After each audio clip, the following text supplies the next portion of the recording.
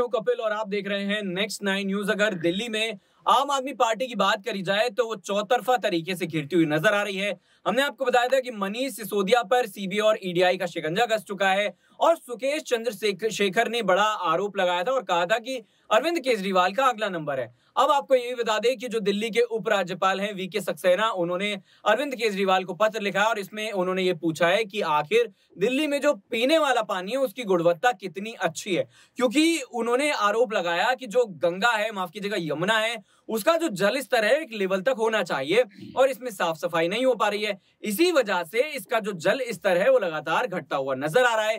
लेकिन दिल्ली सरकार ये कह रही है कि हरियाणा की तरफ से पानी कम छोड़ा जा रहा है, इसी वजह से तमाम दिक्कतों का सामना दिल्ली की न सिर्फ जनता कर रही है बल्कि सरकार को भी ये महसूस हो रहा है। अब अगर विवाद की बात करी जाए तो दिल्ली सरकार और उपराज्यपाल के बीच में ये जो विवाद है कोई नया नहीं है, क्योंकि इससे पहले भी हमने देखा था कि जब राशन की नीति को लेकर सरकार आई थी और ये कहा गया था कि घर घर राशन पहुंचाया जाएगा, तब भी राज्यपाल और उपराज्यपाल ने इस बात को मंजूरी नहीं दी थी और आम आदमी पार्टी जो है वो ये आरोप लगा रही थी कि बीजेपी जो है वो इसके पीछे है। यानी कि सरकार अगर कोई अच्छा काम करना चाहती है तो बीजेपी को इससे खासी दिक्कत होती है। मनीष सिसोदिया फिलहाल जेल में है, सत्येंद्र जैन जेल में है। अरविंद केजरीवाल की अगर बात करी जाए तो ये कहा जा रहा है कि सीबीआई और ईडीआई का, माफ कीजिएगा, सीबीआई और ईडी का बड़ा शिकंजा जो है वो आम आदमी पार्टी के तमाम नेताओं पर कसता हुआ नजर आ सकता है। संजय सिंह की अगर बात करें तो वो लगातार सरकार के खिलाफ अभी भी बयानबाजी कर रहे हैं। हालांकि ये देखना होगा कि राघव चड्ढा से लेकर आतिशी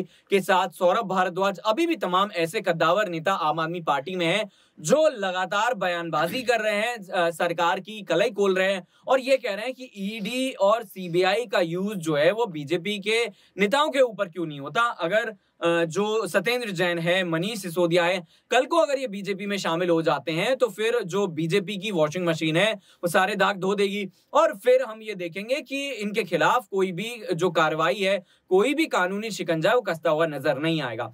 इसको लेकर आपको ये भी बताते चले कि कर्नाटका में एक विधायक के बेटे के पास से 40 लाख और लगभग 8 करोड़ रुपए का जो कैश है वो बरामद होता है। उसके बाद प्रियंका गांधी भी सवाल करने लगते हैं कि आखिर इनके ऊपर काले धन की अगर बात करी जाए तो कार्रवाई क्यों नहीं हो रही है। तो विपक्ष जो है वो लगातार इस तरीके की बात कर रहा है कि कार्रवाई आखिर जो है वो विपक्ष के नेताओं पर क्यों हो रही है और खासतौर पर उन नेताओं पर जो लगातार पीएम मोदी के खिलाफ बयानबाजी कर रहे हैं। तो आपका क्या कुछ सोचना है कमेंट करके जरूर बताइएगा। क्या आम आदमी पार्टी और जो बीजेपी है उसके बीच खींचतान इसी तरीके से चलती रहेगी या फिर इसका कोई हल निकलता हुआ नजर आएगा?